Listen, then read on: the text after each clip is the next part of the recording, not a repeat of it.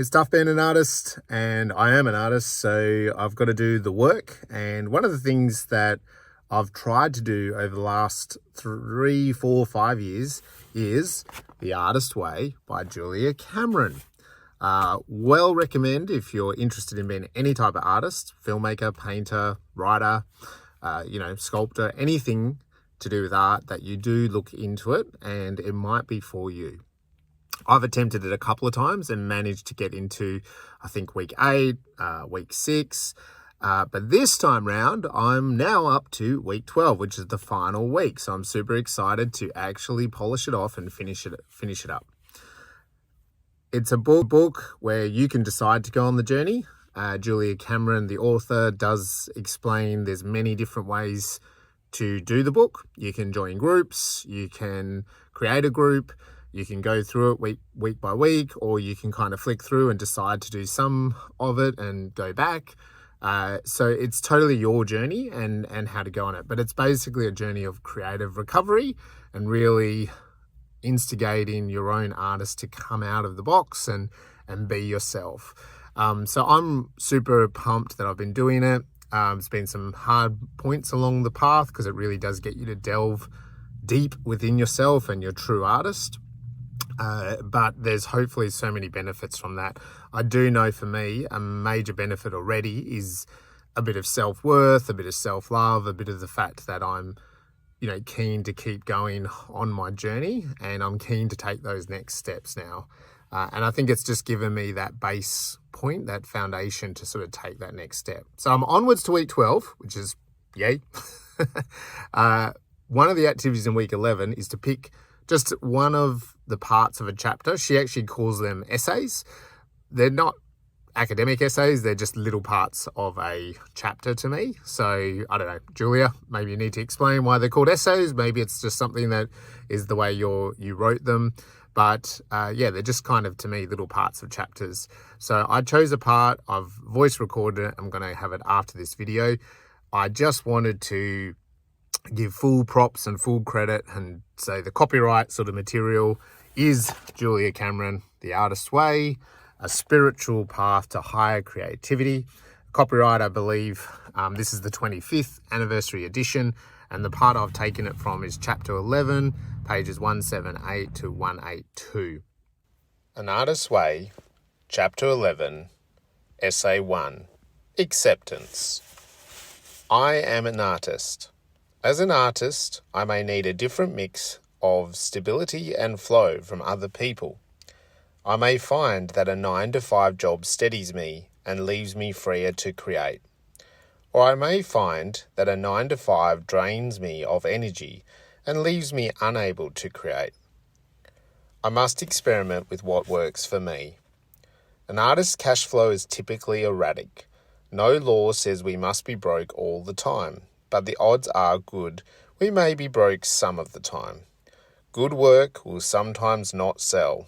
People will buy but not pay promptly. The market may be not rotten, even when the work is great. I cannot control these factors. Being true to the inner artist often results in work that sells, but not always.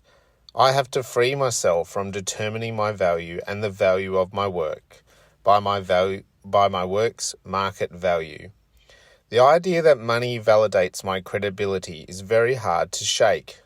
If money determines real art, then Gauguin was a charlatan. As an artist, I may never have a home that looks like town and country, or I may. On the other hand, I may have a book of poems, a song, a piece of performance art, a film. I must learn that as an artist, my credibility lies with me, God, and my work. In other words, if I have a poem to write, I need to write that poem, whether it will sell or not. I need to create what wants to be created. I cannot plan a career to unfold in a sensible direction dictated by cash flow and marketing strategies. Those things are fine, but too much attention to them can stifle the child within, who gets scared and angered when continually put off. Children, as we all know, do not deal well with later, not now. Since my artist is a child, the natural child within, I must make some concessions to its sense of timing. Some concessions does not mean total irresponsibility. What it means is letting the artist have quality time, knowing that if I let it do what it wants to do, it will cooperate with me in doing what I need to do. Sometimes I will write badly, draw badly, paint badly, perform badly. I have a right to do that, to get to the other side. Creativity is its own reward. As an artist, I must be very careful to surround myself with people who nurture my artist, not people who try to overly domesticate it for my own good. Certain friendships will kick off my artist's imagination, and others will deaden it. I may be a good cook, a rotten housekeeper, and a strong artist.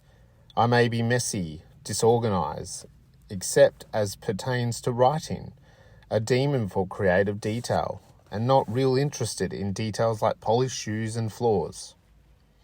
To a large degree, my life is my art, and when it gets dull, so does my work.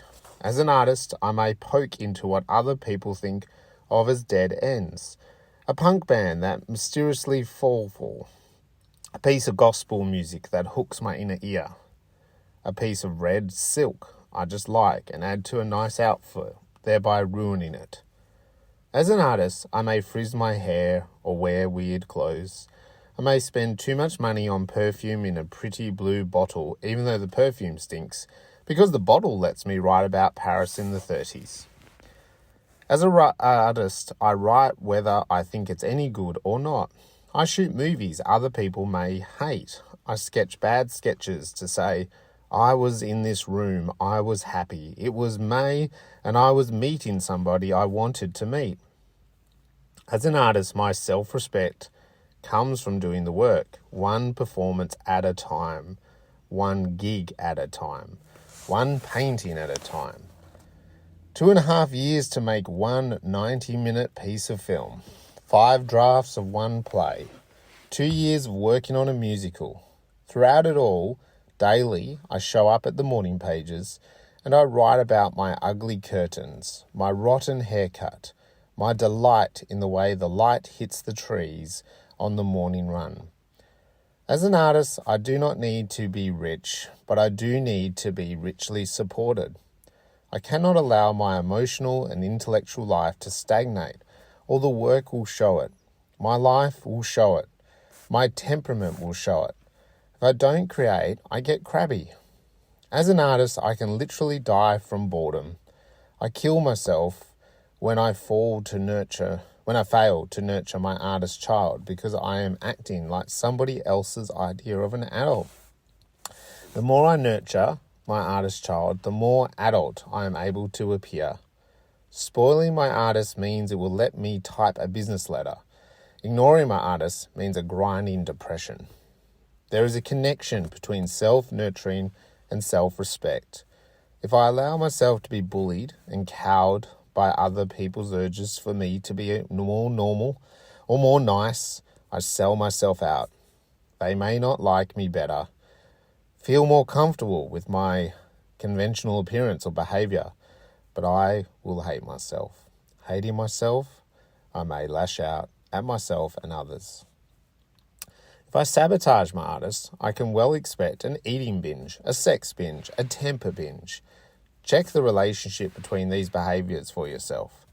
When we are not creating, artists are not always very normal or very nice to ourselves or to others.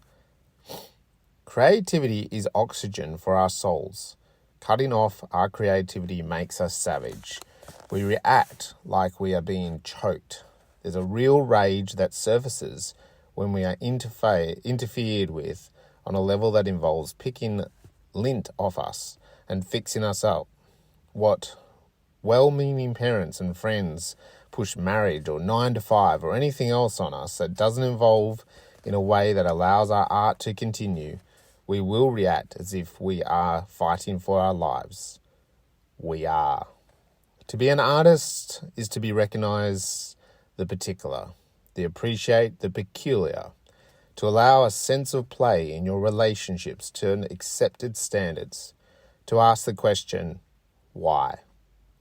To be an artist is to risk admitting that much of what is money, property, and prestige strikes you as just a little silly. To be an artist is to acknowledge the astonishing, is to allow the wrong piece in a room if we like it. It is to hang on to a weird coat that makes us happy. It is to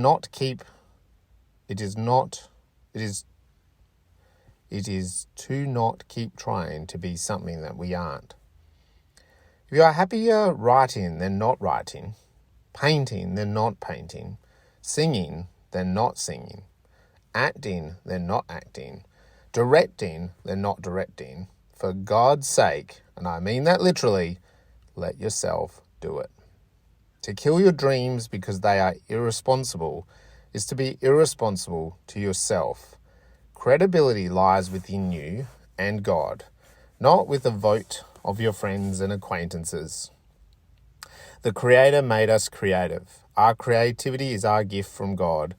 Our use of it is our gift to God. Accepting this bargain is the beginning of true self-acceptance. Thank you, Julia Cameron, from The Artist's Way, chapter 11, page 179, I believe. Yeah, 179 to 182. All credit goes to Julia Cameron from The Artist's Way. So if you made it to the end, fantastic. Grab yourself a copy, read The Artist's Way, go through the program, share it with another artist. And yeah, I strongly recommend doing it.